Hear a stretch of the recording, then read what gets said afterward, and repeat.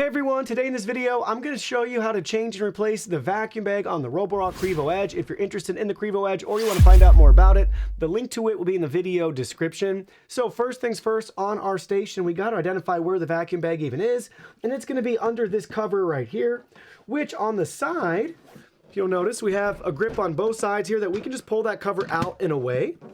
So let me show you that. Grab it from both sides, pull it out and away just like so. And that's going to reveal the vacuum bag, which should be nice and puffy like this and super full. You'll want to grab it right here at the top to pull it out of the station. Make sure this is sealed, right? That should be sealed like that to keep all the dirt and dust in the bag instead of starting to spill out and into your air. Take the old bag, discard it. You can clean this with compressed air if you want. There's a spring-loaded door right here. If you want to reach in there, be very careful not to hurt yourself or get pinched, just to feel around and make sure there's no clogs. You shouldn't have any, but if you notice that it's not operating right, you have that option there, and then down below, this is where it self-empties there as well. You can always check that out. Compressed air if you want to wipe it down in there. Then take your new vacuum bag, just line everything up, gently press it in place like so.